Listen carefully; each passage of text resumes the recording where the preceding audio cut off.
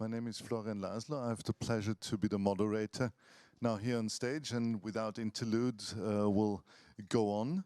And I'm very happy to invite on stage Marianne Morgan, former chair of the European chapter of AMEC, and the head of research and measurement at Citypress, a PR agency. And what she's going to speak about is how to start from point zero, I have nothing, until you have a successful business unit catering to your own clients and even external clients.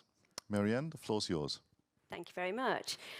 So actually, I didn't realise that Mary Elizabeth was going to be talking before me, but her talk was perfectly set up for mine. So I am from a much smaller agency, and I'm going to be talking about starting that measurement journey. So, as Florian said, my name is Marianne. I'm Director of Research and Analytics at UK PR agency Citypress. And what I want to talk about is why tools aren't going to bring communicators to the data table, but how your expertise could actually help. I'm going to start by setting the scene. So I've looked around the room over the past couple of days, and I'm absolutely certain that I'm not the only person old enough to remember this. But a long time ago, there was only one way to measure the value of comms, and that was with a ruler. So you'd take your ruler, you'd measure the size of the coverage that you gained in a magazine or a newspaper, and work out how much that space would have cost to buy as advertising. Now, as we all know, that wasn't a perfect system, but everybody did it and everybody understood it, so it worked. But then the internet came along, and it ruined things for everyone, because you can't measure a screen in the same way that you can measure a newspaper, and that's not how digital advertising is sold. So thankfully, AMEC stepped in and showed us all that AVs are not the value of communications, and there was an explosion in new metrics and tools and methodologies for measuring. But it can feel a little bit like stepping into an aeroplane cockpit, because there are so many tools and methods and metrics and ways to measure that it's hard to know where to look first and how to make sense of it all. Now, over the past couple of days, we've heard from lots of people who are real experts at flying that plane. But we are in danger of leaving some people behind. And it's not a small minority either. A survey from last year showed that 37%, more than a third of global comms professionals, struggled with a lack of quantifiable measurement. And even more, 46%, that's almost half of our industry, struggled to demonstrate business impact. Now, I'm pretty sure that those people are not at this summit. So if we're all making great strides and we're measuring better, why should we care? Well, because it's not a small minority. It's 37 to 46%. If almost half of our industry are struggling to prove to their boards, to their C-suites, that communications is effective, that risks undermining everything that we're doing. And I firmly believe that the key to getting communicators at the data table lies in reducing that 37% number. Now, like lots of speakers this week, I don't have a magic solution, unfortunately. But I do have some experience and some insights as to why that 37% are struggling, and some practical things that everybody at this summit can do. So, since those learnings are based on my experience, I feel like you need to know a little bit more about me. And there are probably 3 things you need to know. First, I used to be a comms practitioner, a PR person. And I have worked in a tiny agency with no real measurement culture, where measurement was a bit of an afterthought, the sort of thing we gave away for free to clients as added value. And I've worked in a larger agency where, there is a really strong measurement culture. They're actually both the same agency. They're both Citypress. When I started at Citypress, there were 12 of us. We were a tiny agency based in the northwest of England, and our clients were tiny. So my very first client was a company that made ingredients that went into concrete. Fairly niche. Over the past 20 years, we've grown really strongly. And we are now a nationwide agency. We have more than 100 consultants, and we work with international brands like Aldi supermarkets and Coca-Cola, which I can tell you is a lot more impressive to my friends and family than concrete. The second thing you need to know about me is that measurement is my full-time job, and it has been for about 10 years now. I am actually the person who set up Citypress's research and analytics team. I introduced Citypress to best practice, to AMEC, to the integrated evaluation framework, and I'm pleased to say that that part of our business is flourishing. It's grown steadily, about 10% of our team work in measurement, and we've won AMEC's Small Research and Analytics Team of the Year award twice. So I think we're doing something right. And alongside that, as Florian said, until December, I was AMEC's European chapter chair. So I've spoken to lots of your businesses about your measurement challenges too. The third thing that you need to know about me is that I love problem solving. Just before the pandemic, I trained as an executive coach, and coaching is all about problem solving.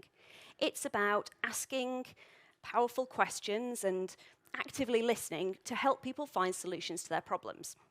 So hopefully now you know a little bit about me, you've had my life story, and you understand why I am so passionate about helping that 37%, helping those who are starting on their measurement journey. So what can you all do? Well, I think there are three things. First, you can share your business case, you can be a measurement ambassador, and you can be more open to the unexpected. I'm going to go through all of those in turn.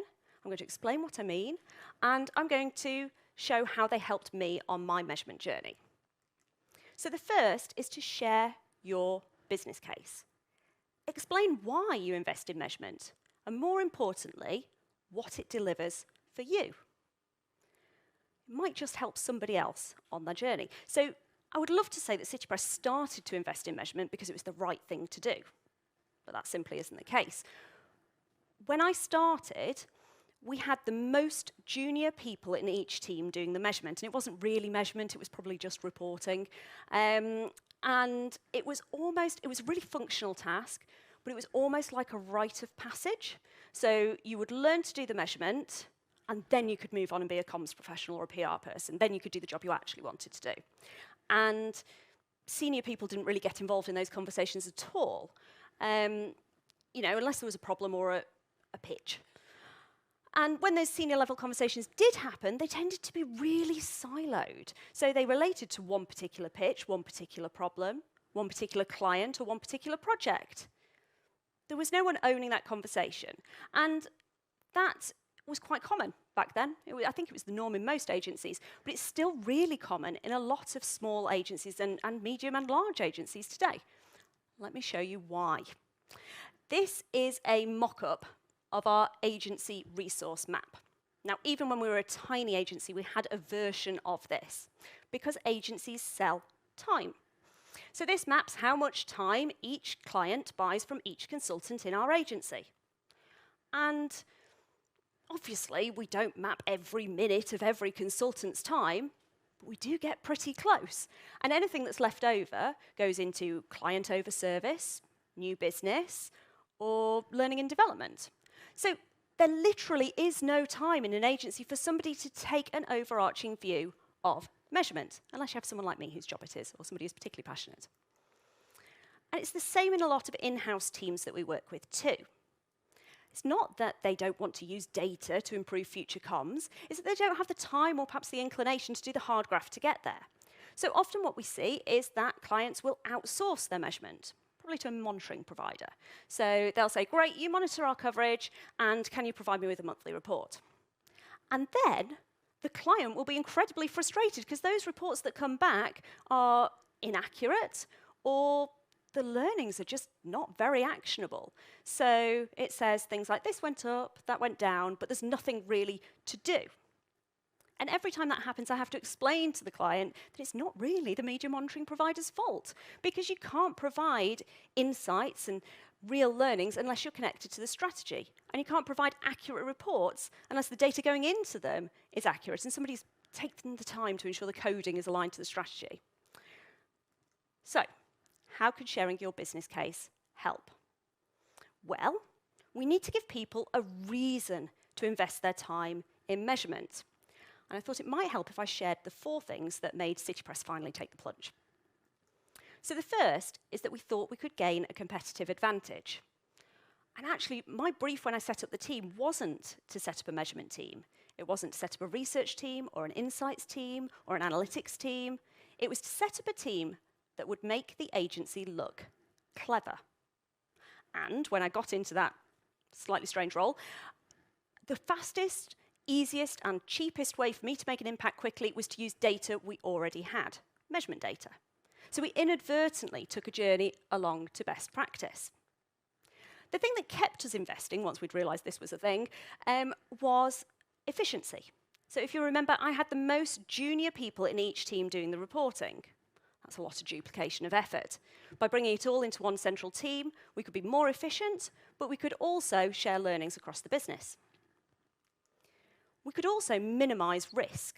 So again, when we had the most junior people in each team doing the reporting, we were calculating inconsistently across teams. And without being rude to anyone, best will in the world, PR people are generally better with words than with numbers. So there was a bit of dodgy maths. By bringing it all into one central team, we were able to have numbers people doing the numbers and make sure that we minimised the risk of going to a client and presenting something that just wasn't accurate. And the fourth reason that we invested in measurement, and probably the most important, was we thought we could make some money out of it. So how did we know that? Well, we could see that bigger agencies, other agencies had these sorts of teams, and we thought, well, give it a go. If it doesn't work, we'll pull out. Within 6 months, I was recruiting into that team. And the team has grown consistently alongside the rest of our business since then. What we found is that we can unlock new business opportunities, we can unlock organic growth from existing clients, and we can solidify relationship by investing in measurement. So I would encourage everyone to share your business case. Share why you invest in measurement, because it might just help somebody else take that first step on a journey. Secondly, I'd encourage you all to be measurement ambassadors. Share your expertise freely. Because at the start of your measurement journey, that's when it's often the hardest. So to illustrate that point, let me show you how my measurement tech stack has grown over time. So when I started the team, we basically just had a media monitoring provider, monitoring coverage for our own clients. We quite quickly added in a media database, a broader media database that enabled us to track competitor coverage and new business opportunities, new business prospects. Then we added in social listening in the form of Brandwatch, and that was an absolute game changer because Brandwatch had so much more sophisticated in-platform analytics than anything we'd bought before. After that, I added in the ultimate tool. I added a research team. And then I added in brand tracking, audience insight, and Microsoft Power BI to enable us to do some more sophisticated analysis. Now, actually, there were a few other tools alongside that. And obviously, there are a lot of free tools available, thanks Google. But my point is that it's often hardest at the very start of your measurement journey because you have fewer resources, and that makes measurement more time-consuming and more difficult. At the start of your journey, you're often also a lone voice. So for the first 6 months, I was the only person in Citypress doing anything to do with measurement. That meant that I was working out what best practice even looked like. I was learning a lot of new skills, and I was also trying to bring the whole agency along with me for the ride. The same is true in an in-house role. Often it's our comms teams, marketing teams, PR teams who are pushing for change in the measurement, and they've got a busy day job as well. And when it's hard and you're on your own doing measurement, then it's easy to get pulled back into that day job. So where would you turn if you're a lone voice? Well, often you turn to those in your existing network. So that might be somebody at the monitoring provider that you work with or one of your other tech partners. But the challenge is, with the rise of software as a service, often we don't have contacts there to talk to. And this is where you all come in. Because some of the people who helped me most on my measurement journey don't even know that they were doing it. So Steph Bridgman, I think she's talking in the other room today, she introduced me to AMEC and encouraged me to actually get involved rather than sitting on the sidelines. There's a sales lady at Vulio, can't remember her name, never bought a tool, but she rang me every month and would tell me about, what's going, market consolidation, licensing, copyright, things I really needed to know about. There were the ad and media buying agencies who we worked alongside on client projects who showed me how to tell a story with data, which is great because lots of people have been talking about that today. And then there were a couple of very gentle and very patient econometrics experts who quite politely actually told me that I can't just set up a model for every PR campaign that I do, but showed me how econometrics and data science could help. So be a measurement ambassador. Share your expertise freely, because you might not know who it's helping. And the third and final thing that I think we can all do is be a little bit more open to the unexpected. So to illustrate that, let me tell you a little bit of a left field story. Bear with me. When I first graduated from university and started looking for a job, I was given some interview advice. I was told that every time you go to an interview, you should be polite to every single person you meet. From the cleaner to the concierge, the receptionist to the CEO, treat them all exactly the same. Because you don't know the power of each of those people. The CEO might be married to the cleaner, or might ask the receptionist for their opinion on the candidates. So be polite to everyone. And I think that as a sector, we're actually really guilty of only seeing the obvious. Like assuming that because we can all fly the plane, measurement is getting better. But that 37% figure suggests that actually we've still got a really long way to go. And even once I had a flourishing measurement team, an award-winning measurement team, I still found myself hitting a lot of brick walls. And I think a lot of that came from the fact that our measurement function is a lot bigger and more sophisticated than our budgets or the size of our agency would suggest. So for example, none of the tools that we worked with gave us an account manager. And that's fine. We probably weren't spending enough to warrant it. That makes business sense. But what those vendors didn't know is that we were actually controlling budgets of businesses that were a lot bigger than they perhaps expected. So for example, Aldi was buying media monitoring direct from a media monitoring provider. But it was us that was controlling that budget.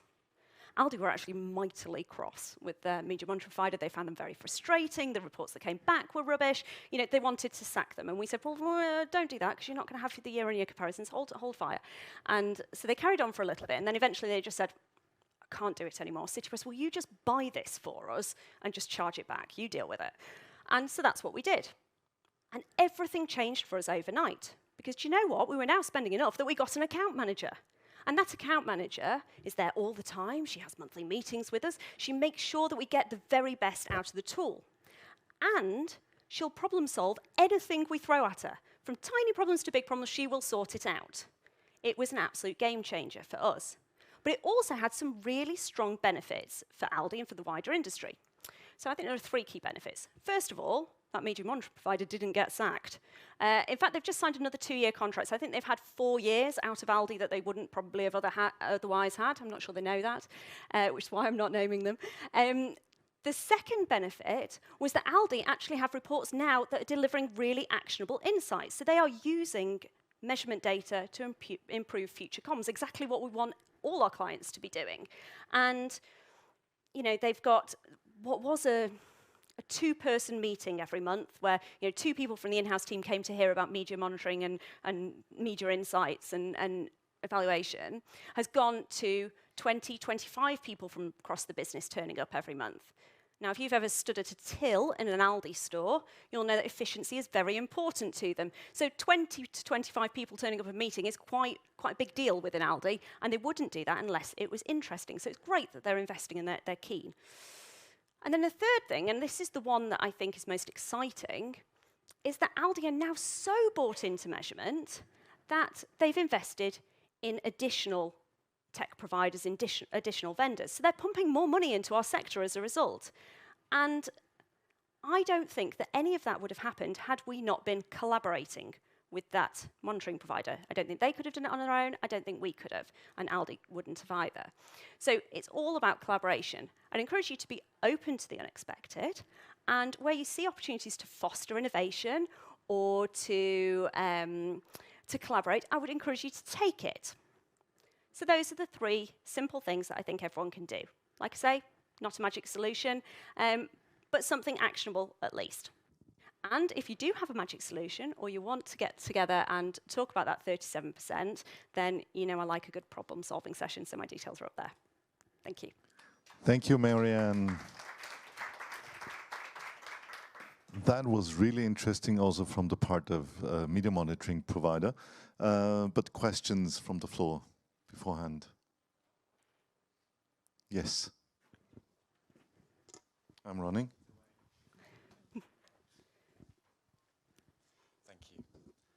I was just wondering, what are the most effective ways that you've packaged up measurement as a billable line item within either client retainers or campaign projects, and how that was done both internally and then externally?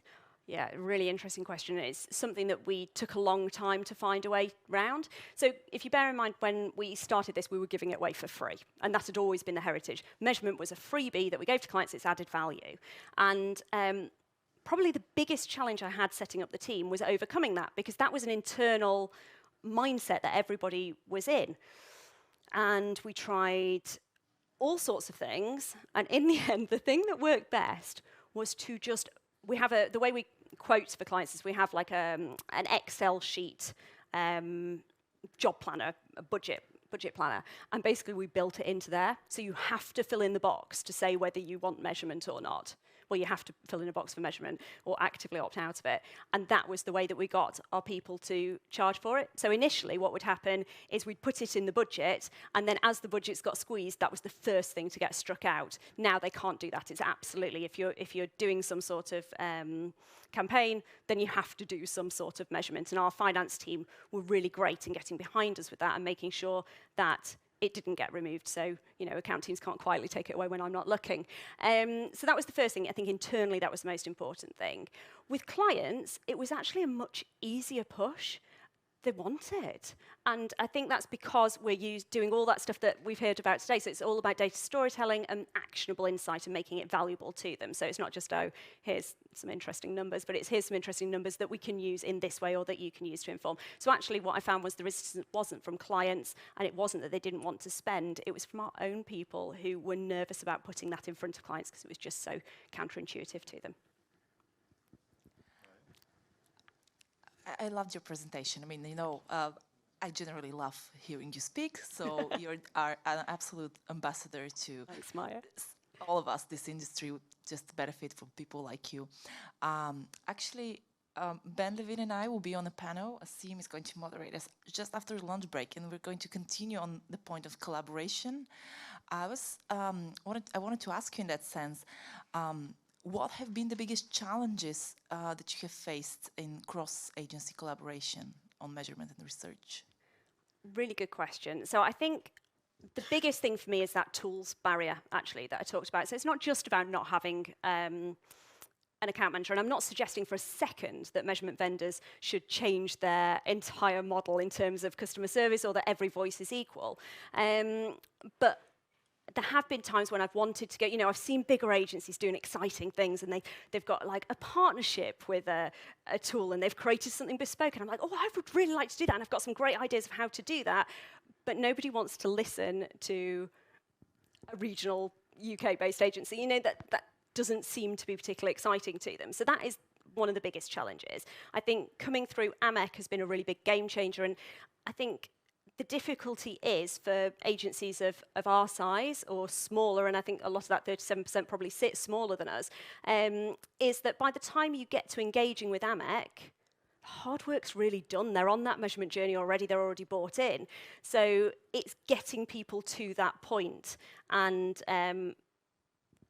that's the bit that I probably don't really have the answer to, but that I would like to problem solve, because I think once you get people to that point, then there's a whole community here who can actually help and collaborate. But getting people to that point is really, really difficult. Asim Sood. Thank you. First of all, thank you so much. This was amazing presentation.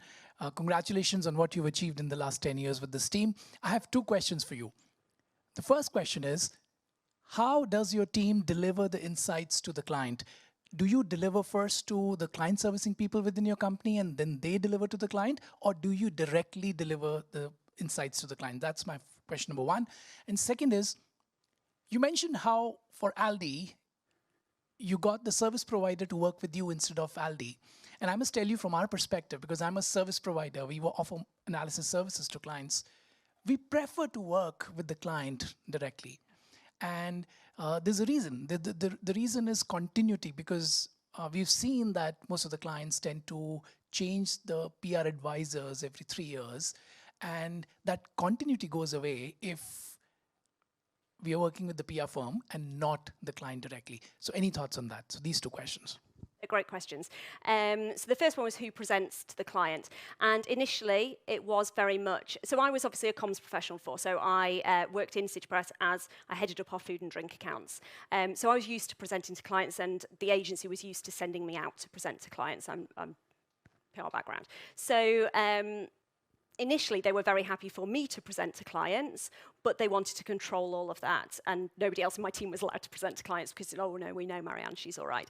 And that was fine, but we found it was very difficult to sell measurement tools when it was the account teams who were trying to do it, because they didn't fully understand the data behind and they weren't totally embedded in it. So we did a sort of two-pronged attack. One, I've done loads and loads of training internally to bring our people along and then help them sell our tools better and talk about measurement better and talk about evaluation.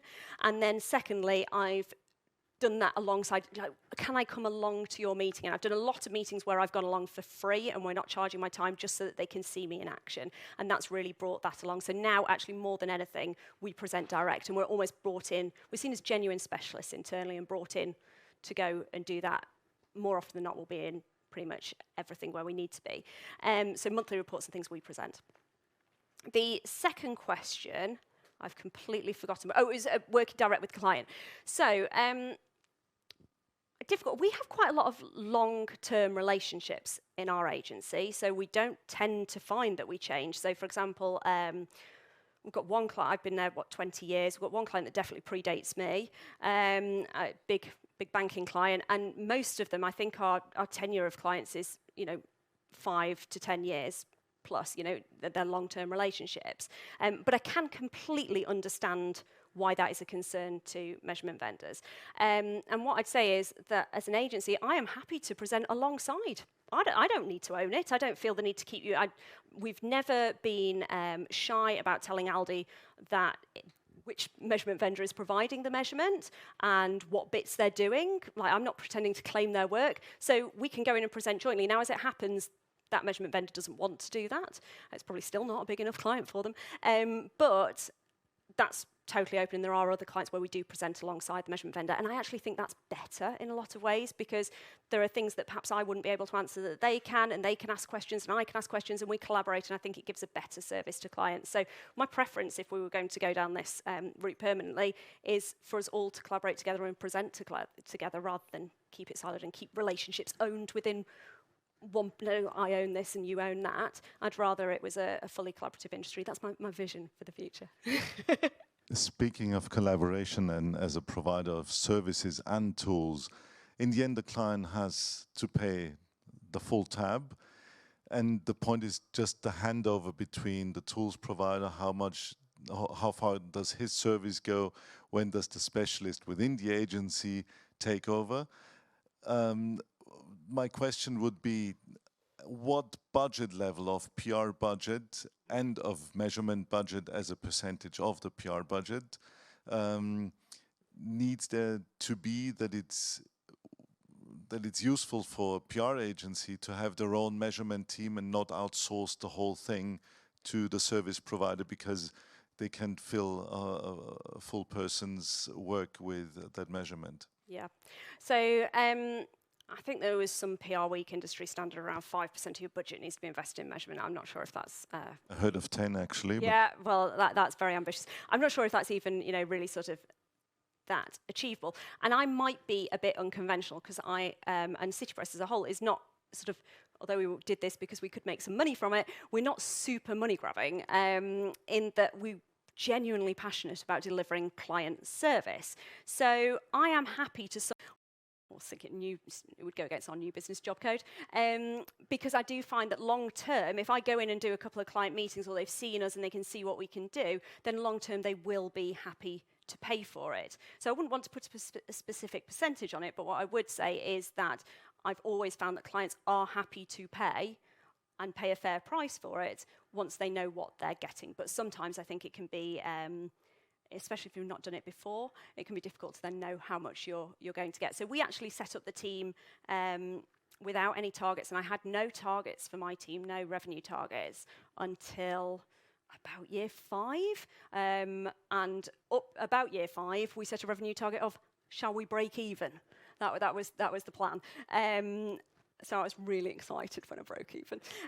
We're making a profit now, it's fine. But we were happy to invest in that team because it had those additional benefits of solidifying client relationships for the wider agency. So if we go in and look clever and can show that we can demonstrate the value of what we're doing and we can give you actionable insights that will grow your business, well then actually we'll continue spending PR money with Citypress. So I think it's an investment for the whole agency, and we didn't silo it off like that. So it's rather the freemium model where you try to educate the client towards it. Could you tell me the number of the whole PR budget from which on it makes sense to do that investment, because there is the chance of extra budget for the measurement? So what's the yearly? Yeah, good point. So I tend to focus my time on our top 10% of our client list. So we don't have a specific budget because some clients come in and they have a very small spend to start with, but you can see that there's potential to then grow it. You know, they might come in just on a project, but you know, so it's a lot gut feel. But generally, the bulk of my time is focused on our top 10% of clients, and any clients beyond that that we think have potential for growth, but it's gut feel rather than a specific number. Would you be okay in telling a number, a general number of yearly budget? Because I think the UK market is completely different in its evaluation approach than all other European markets. And so there was just the question, is it 100,000, 150,000 pounds a year, or is it from 500,000 upwards? No, so I feel like a politician. I'm avoiding the question, aren't I? But no, I don't think I can put a percentage on it. So I would say that most of our clients certainly spend, you know, more than 50k with us. We don't have many clients who spend more than 500k with us. So it gives you an idea that, you know, we're not talking huge businesses and we're not talking super tiny businesses. But that's not to say that a 20k project wouldn't be worth investing really good measurement in if that client's got potential to then grow later down the line. Okay, thank you. Any more questions? No? Thank you, Marianne. Really insightful.